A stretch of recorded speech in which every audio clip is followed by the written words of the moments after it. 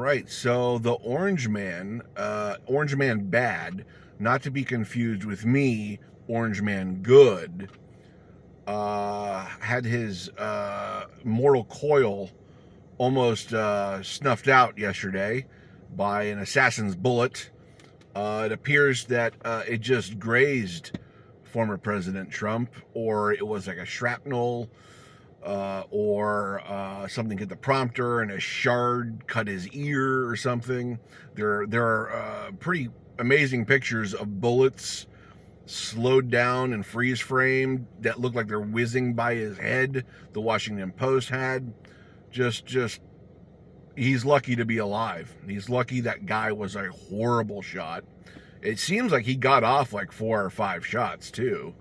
And he was promptly neutralized right after he did his shots. Just a crazy case. Just one thing that leaped out at me in my thought process. I'm just going through my thought process here. Like, how hasn't this happened sooner?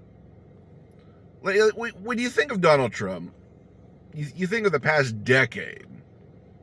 The toxicity, the vitriol, the promotion of violence, the insurrection. You have an endless list of things to choose from. Why this guy might be taken out at some point by some lunatic. Personally, I'm just surprised this hasn't happened sooner. Maybe that's a nod to the Secret Service, who appears to have failed to do their job or due diligence or whatever yesterday. Seems like someone was asleep on the job, or who knows what.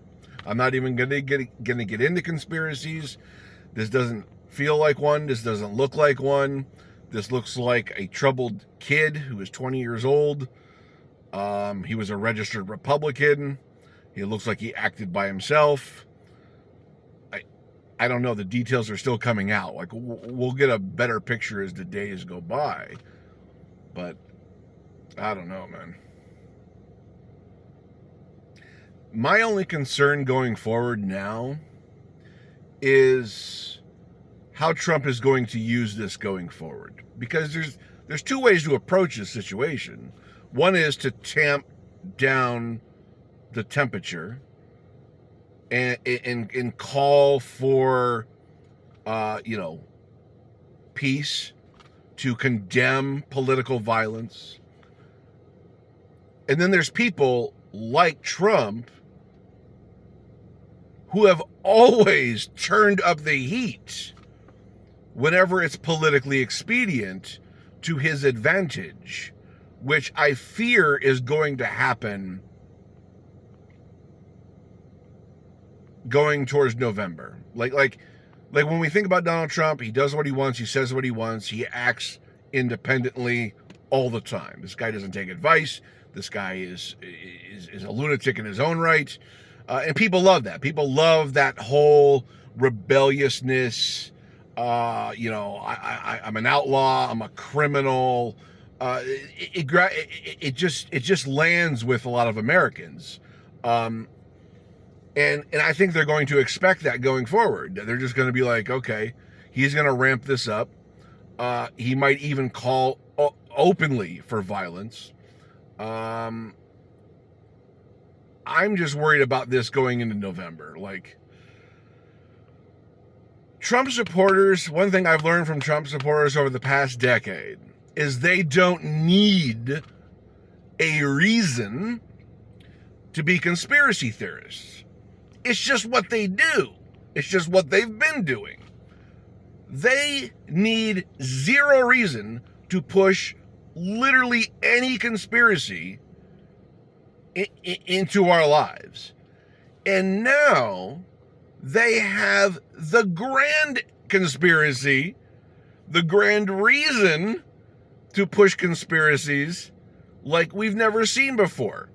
The most validation you could ever give these people was just granted to them to generate conspiracy after conspiracy, when for the whole past decade, they did that with little or no reason to do it except for sheer political expediency.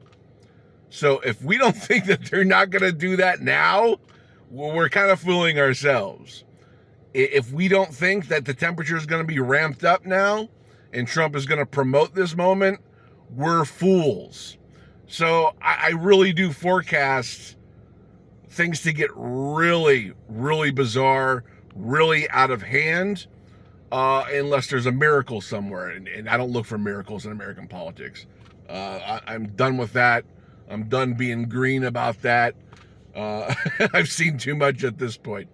The only thing I can look at objectively in American politics is that this is going to go downhill fast, or it's going to go downhill slow. It is going downhill, though. I have no reason to be optimistic. And I'm sorry about that, because I'm an optimistic person. I'm a glass half full person, but I don't see that half fullness much in our politics. I see that in us, though. So don't get me wrong here. I am willing to bet on people, regular people, working class people, more than I'll ever bet on Washington or politicians or any, the DC establishment. This is about us now. We're the ones we've been waiting for, okay? They're not going to save us. They're not going to do their job for us. They are corrupt to their very core. The system is corrupt to its very core. If corruption was rooted out, the system would fall apart tomorrow. It lives and thrives off corruption. We cannot rely on such systems. We have to rely on each other. And this is about getting local.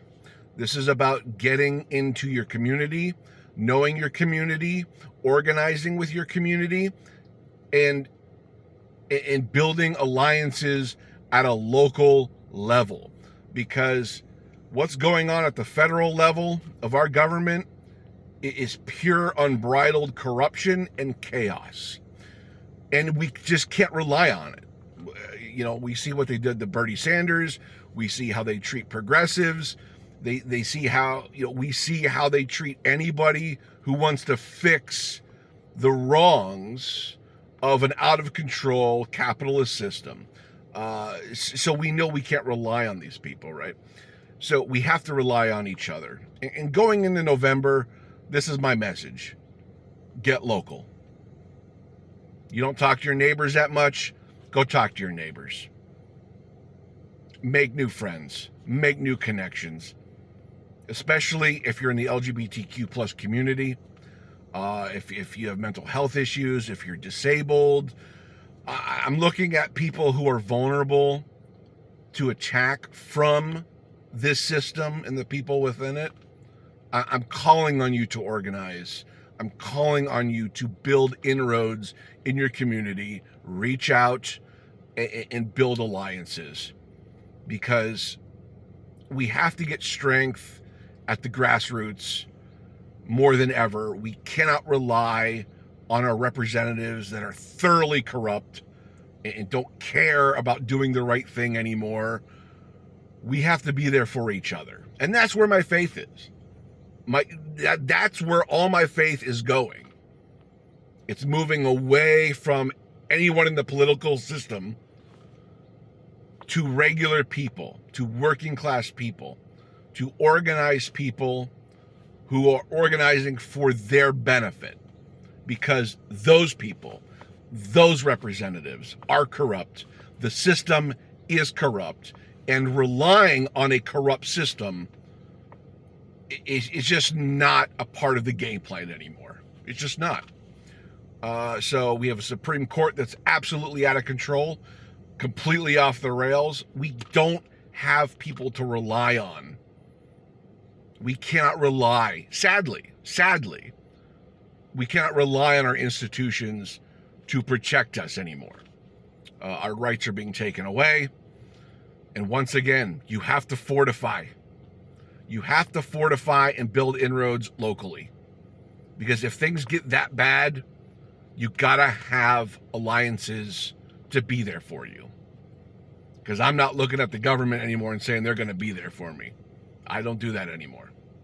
They've given me every reason to not believe and trust in them. Because we see their corruption, and it's overwhelming. 80-90% of Congress completely corrupt. Got a handful of progressives at this point. Maybe a senator or two. You can't rely on that. I'm just saying that's good, but you can't rely on that. Right? It's too weak. We need something stronger. And that is at the grassroots level. Let me know your thoughts down in the comments. I hope you're having a lovely day. Talk to you soon.